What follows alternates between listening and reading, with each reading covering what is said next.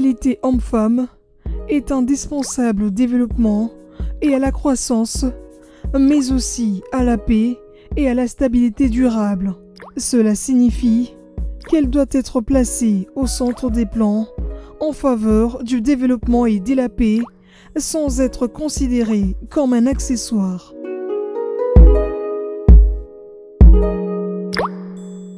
En RDC, les statistiques ne sont pas fiables, démontrant cette inégalité homme-femme. Toutefois, même en l'absence des chiffres probants, il est évident que ce sont les femmes et les filles qui sont les plus touchées par cette triste réalité extrêmement répandue en République démocratique du Congo. Dans ce tableau sombre, une entreprise de la place sort du lot. Nous sommes à la Société de service des entreprises pétrolières congolaises.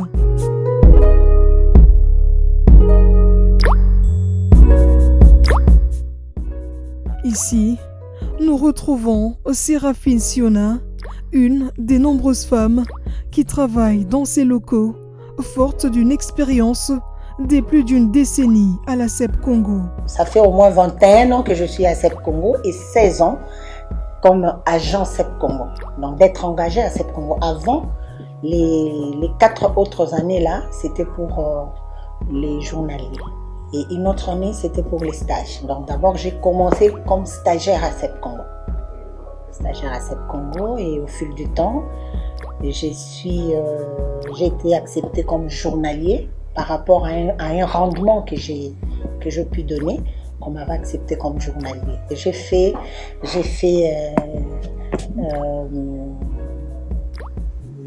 presque 5 ans de journalier à CEP Congo. En fait, je suis informaticienne de formation et quand je suis entrée à CEP Congo, je suis venue pour un stage académique. Et je suis rentrée, j'ai fait mon stage au département de l'audit à l'époque. Et après mon stage, en 1997, il y a eu l'entrée de l'AFDEL. Pendant l'entrée de l'AFDEL, il y avait un travail qu'on avait demandé au gouvernement, donc que le gouvernement avait demandé à CEP Congo. Donc il avait confié ce travail-là à CEP Congo. Et j'étais stagiaire à l'unité informatique du département de l'audit. Et parmi les gens qui étaient choisis, je me suis figurée dedans. Donc j'étais une stagiaire avec un autre monsieur qui était à l'époque journalier. Donc nous avons fait partie de cette équipe-là des agents CEP qui faisait la saisie de ces travails-là demandés par le gouvernement. Et dès là, vu mon rendement que j'ai pu donner, et on m'avait confié, disons pas confié, mais il y avait une secrétaire de direction qui devait partir en congé annuel. Et cette secrétaire-là m'avait demandé, elle a fait son choix sur moi. Elle a dit non, je préfère que Séraphine vienne me remplacer. Alors, j'avais remplacé cette dame-là à l'audit. La dame, elle était assistante du directeur de l'audit de cette époque-là. Et j'ai fait mon travail pendant sa période-là, là où elle était en congé, j'avais fait bien mon travail. Et voilà, de son retour, il y a eu aussi d'autres demandes de par-ci, par-là, et on m'a pris. Et j'ai fait le parcours. J'ai fait le parcours dans plusieurs unités de CEP Congo, dans plusieurs départements de CEP Congo, pour ne pas citer le tout. Donc partout j'étais là. J'étais comme secrétaire à l'époque. Donc on m'avait pris comme secrétaire. Et en partant de là, 3 ans ou 4 ans après, ces journaliers-là, il y avait un besoin au département technique. Au département technique, précisément, c'était au transport fluvial. Les transports fluviaux avaient un besoin qui s'est présenté pour engager une secrétaire en place, donc permanente, quoi. Alors, le choix du directeur et du responsable de CEP Congo, si je peux dire ça, c'était porté sur moi. Alors, j'ai été engagée C'est depuis le 21 janvier 2003 que je suis engagée à CEP Congo comme secrétaire. Après un moment, il y avait un besoin en transport terrestre d'un dispatcher. On cherchait un dispatcher, c'est quelqu'un, le dispatcher c'est celui qui coordonne l'activité de chauffeur, si je peux dire ça. Alors, dans un consensus de directeurs, ils avaient besoin, donc ils ont cité mon nom, que non, nous voulons prendre la secrétaire de filiale pour dispatcher. Donc c'est là où c'était porté mon choix. Et je suis arrivée à l'unité transport terrestre comme dispatcher. Donc on m'a choisi comme dispatcher. Et j'ai émergé là-bas et en fait, le métier que je suis en train de faire, c'est un métier lié à la fonction. C'est un métier lié à la fonction. Je suis dispatcher transport terrestre. Je suis le responsable de chauffeur. Je dois connaître le métier du chauffeur pour mieux l'écouter et puis voir comment est-ce que les chauffeurs travaillent, qu'est-ce qu'il y a de quoi, les inconvénients et tout. C'est pour cela que j'ai fait cette formation. Donc je suis dispatcher transport terrestre. Une expérience acquise grâce notamment aux formations que l'entreprise dispense à tous ses agents sans aucune discrimination pour aboutir à un travail de qualité. Alors, on m'a confié cette dit non. Comme tu es dispatcher transport terrestre, tu dois ajouter une formation de conduite de véhicules pétroliers. C'est là où je suis allée faire cette formation. J'ai fait ça pendant 6 mois, dans 2 mois de théorie.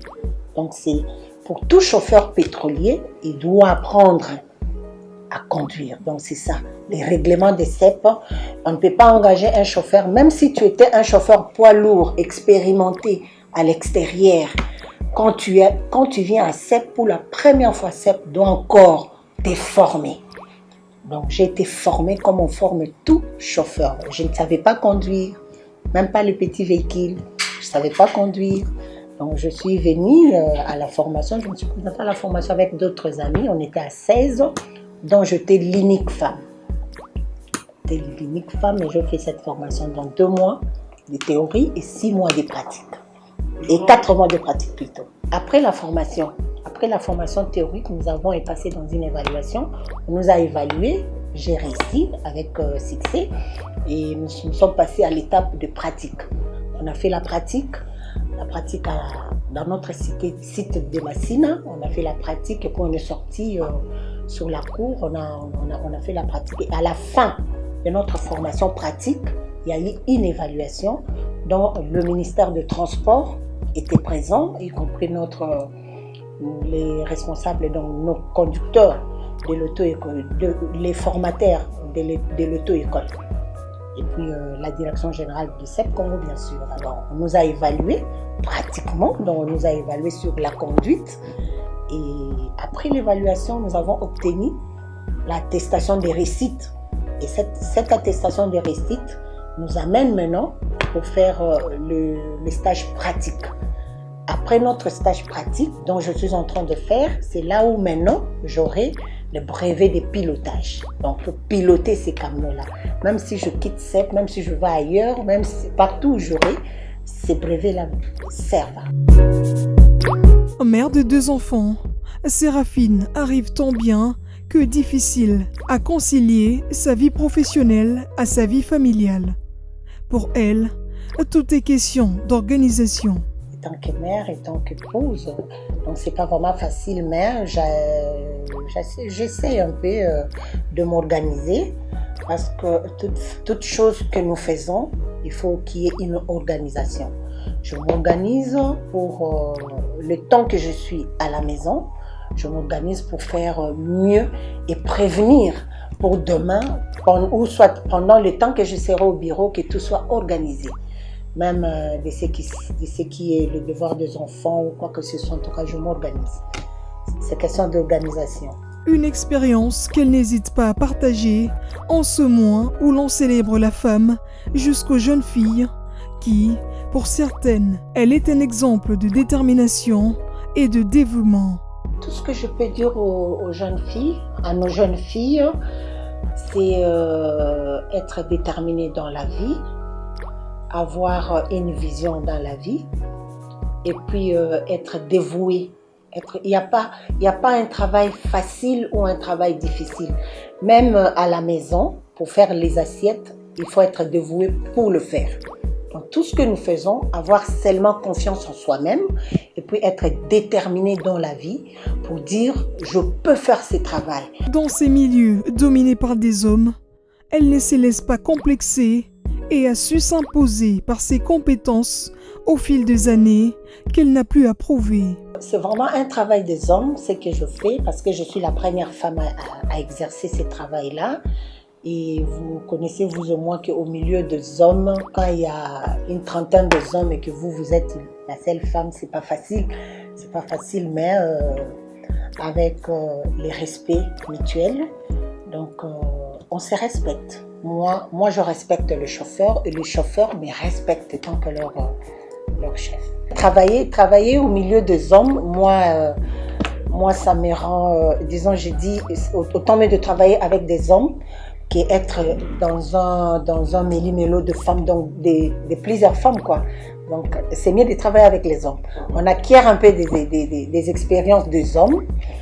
L'homme, bon, la femme étant que telle que je suis, l'homme il me donne un peu plus de quoi, d'expérience, pas professionnelle, même expérience quotidienne que je peux acquérir d'homme.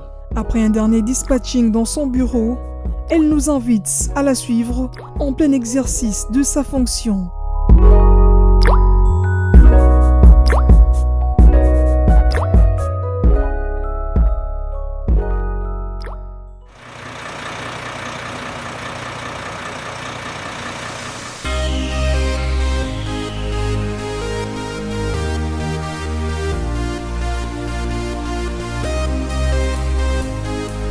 Les chauffeurs pétroliers, comme elle, sont soumis à des règles très strictes quotidiennement, caractéristiques d'excellence et de prudence que prône la CEP Congo à travers son personnel qualifié. Je suis chauffeur pétrolier et là, ce sont des préludes dont je veux vous montrer comment est-ce qu'un chauffeur pétrolier commence sa course ou sa vie professionnelle le matin.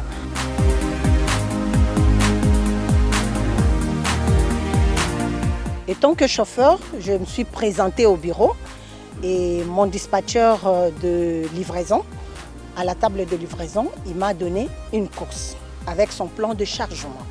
Donc voici, je suis affectée dans T07. Nous sommes à deux. Nous sommes deux chauffeurs, Mvangu et Ntiona que je suis. Nous avons le véhicule, c'est T07 et la date de livraison, c'est pour les 7. Et la course, c'est la première course. Donc j'ai deux clients, j'ai FS Bakaya au total et mon deuxième client c'est FS Joli Park qui est aussi total. Donc là j'ai un volume de 40 mètres cubes que je vais charger, dont 15 Géo et 25 Super.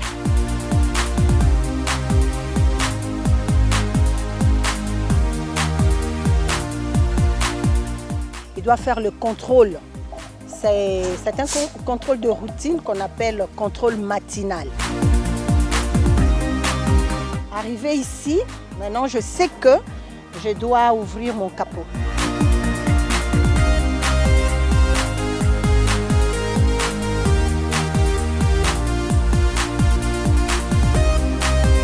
Là, nous sommes dans le premier prélude de véhicule. Pour voir les phares, le clignotant, et tout, est-ce que tout marche bien? Clignotant droit. Ok.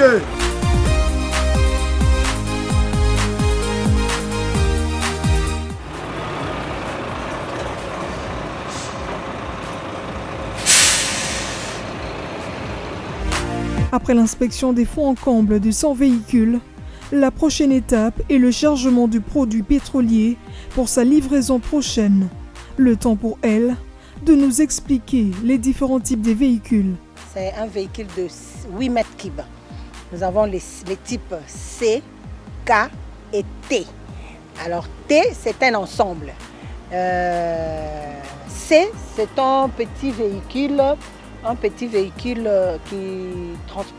qui n'a que 8 mètres cubes.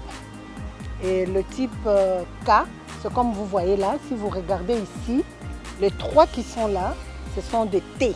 Ce sont des tracteurs liés au semi. C'est ce qu'on appelle un ensemble. Là, ils forment un ensemble. Comme le véhicule que je transporte, j'ai roulé avec ça, c'est les T07 S87. Donc c'est un ensemble. Celui-là aussi, T86, c'est un ensemble lié avec S80. Celui-ci aussi, T92 avec la semi S73.